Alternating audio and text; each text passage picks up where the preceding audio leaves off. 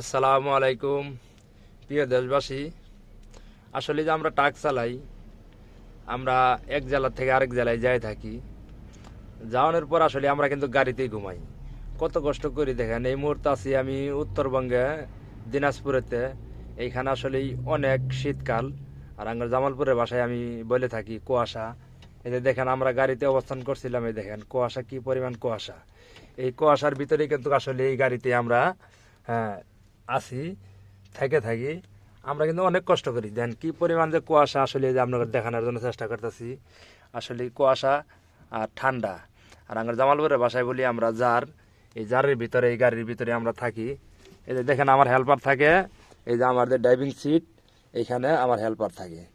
আর আমি থাকি, এই যে দেখেন ডাবল কেবিন তো আমার গাড়ি। এই যে এখানে আমরা থাকি শীতকাল। শুধু শীতকালে যে আমরা থাকি আসলে অনেক কষ্ট করি। আমি ভিডিওর মাধ্যমে আপনাদের দেখানোর জন্য চেষ্টা করতেছি। অনেক জারের ভিতরে আসলে আমরা থাকি, অনেক কষ্ট করি। দেশবাসীর কাছে আমি একটা কথাই বলতে চাই, আমি নতুন, আমার একটু সবাই সাপোর্ট দিবেন। হ্যাঁ, একটু লাইক কমেন্ট শেয়ার করবেন, যাতে আমি সামনের দিকে আগাতে পারি ইনশাল্লাহ।